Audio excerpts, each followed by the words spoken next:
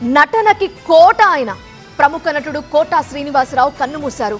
తెల్లవారుజామున 4 గంటలకు తుది శ్వాస విడిచారు కోటా శ్రీనివాసరావు. కొన్నాళ్లుగా అనారోగ్యంతో బాధపడుతున్నారు ఆయన. 750కి పైగా సినిమాల్లో నటించారు. ఏ వ్యక్తిగా సాధ్యం కానటువంటి రికార్డ్ అది. షూటింగ్ నుంచి మరో షూటింగ్ కి, ఒక సినిమా నుంచి ఇంకో సినిమాకి నిద్ర లేకుండా జర్నీలు చేసిన సందర్భాలున్నాయని బాబు మోహన్ గుర్తు చేసుకున్నారు. వాళ్ళిద్దరి కాంబినేషన్ చాలా హిట్. వాళ్ళిద్దరూ కలిసి 60 సినిమాలు చేశారు. 4 దశాబ్దాల సినీ ప్రయాణంలో ఎన్నో విలక్షణమైన పాత్రలు పోషించారు కోటా శ్రీనివాసరావు మృతిపై సినీ ప్రముఖులు సంతాపం చెప్తున్నారు.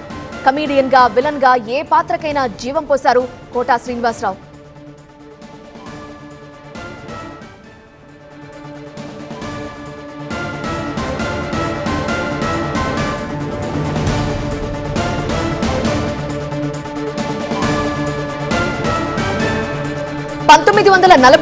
జూలై 10 కృష్ణా జిల్లా కంకిపాడులో జన్మించారు కోటా శ్రీనివాసరావు.